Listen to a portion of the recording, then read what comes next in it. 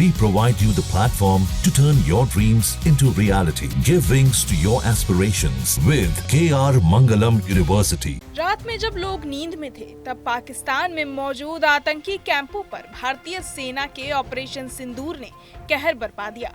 सीमा पार किए बिना ही आतंकियों के लॉन्चिंग पैड समेत ट्रेनिंग कैंपों पर मिसाइल हमले किए। ऑपरेशन सिंदूर में करीब 100 से ज्यादा आतंकियों का खात्मा हो गया। ऑपरेशन सिंदूर के बाद से पाकिस्तान की हालत पतली है। वो लगातार भारत पर हमले कर रहा था, जो नाकाम साबित हुए। हालांकि अब दोनों देशों के बीच सीज फायर का ऐलान हो गया है। इस बीच तीनों सेनाओं, भारतीय सेना, नौसेना और वायु सेना के सैन्य संचालन महानिदेशक ने प्रेस कॉन्फ्रेंस कर ऑपरेशन सिंदूर को लेकर जानकारी दी। डीजीएमओ राजीव घई ने बताया कि सीमा पार किए बिना भारत ने पाकिस्तान को लोहे के चने कैसे चबवा दिए। 2024 में जम्मू सेक्टर में शिव खोरी मंदिर को जाते हुए यात्री और इस साल अप्रैल में पहलगाम में मासूम पर्यटक इस खतरनाक ट्रेंड के विशेष उदाहरण हैं। पहलगाम तक पाप का ये घड़ा भर चुका था।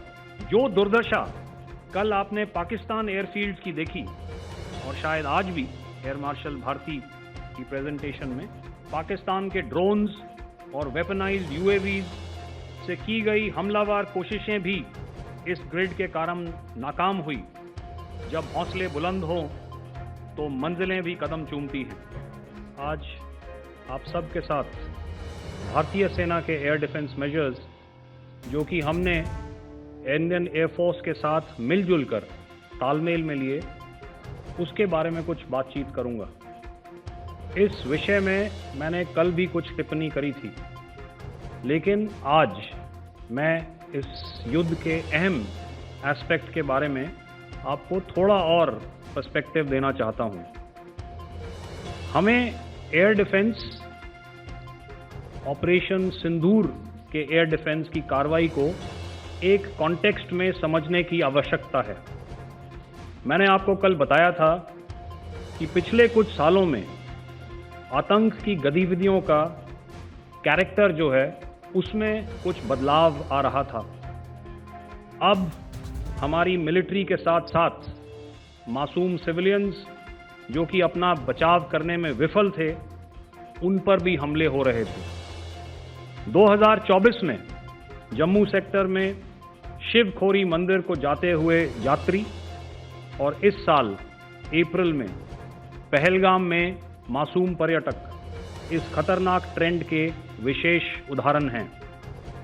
पहलगाम तक पाप का ये घड़ा भर चुका था। उसके बाद जो हुआ उसके बारे में हम कल विस्तार में बातचीत कर चुके हैं। क्योंकि आतंकियों पर हमारे सटीक हमले लाइन ऑफ कंट्रोल और इंटरनेशनल बाउंड्री को पार करे बिना किए गए थे, हमें पूरा अंदेशा था कि पाकिस्तान का वार भी बॉर्डर के उस पार से ही होगा। इसलिए हमने अपनी एयर डिफेंस की पूरी तैयारी पहले से ही कर ली थी। हमारी इन्वेंट्री में शामिल counter manned aerial systems, electronic warfare के साधन और एयर डिफेंस वेपन्स का इंडियन एयरफोर्स के इसी प्रकार के सिस्टम्स के साथ एक अनोखा मिश्रण किया गया। इसलिए आपने देखा कि जब जब पाकिस्तान एयरफोर्स ने हमारे एयरफील्ड्स और लॉजिस्टिक इंस्टॉलेशंस में 9 और 10 मई की रात को लगातार हमले किए, वो इस मजबूत एयर डिफेंस ग्रिड के सामने विफल हो गए। आपके सामने इस ग्रिड को एक तरीके से दर्शाया गया है।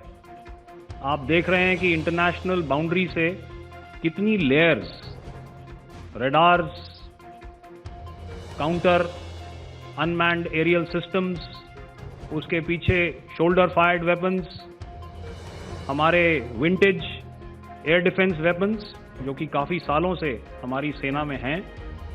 एयर मार्शल भारती ने भी उसके बारे में बात करी। और लास्ट में हमारे modern air defence weapon systems. तो कोई मौका नहीं था कि पाकिस्तान एयरफोर्स ये मल्टी टियर डिफेंस को पार करके पीछे हमारी एयरफील्ड्स या लॉजिस्टिक इंस्टॉलेशंस को टारगेट कर पाए। ये जो डायग्राम आप अपने सामने देख रहे हैं, ये मुझे एक इंसिडेंट की याद दिला रहा है।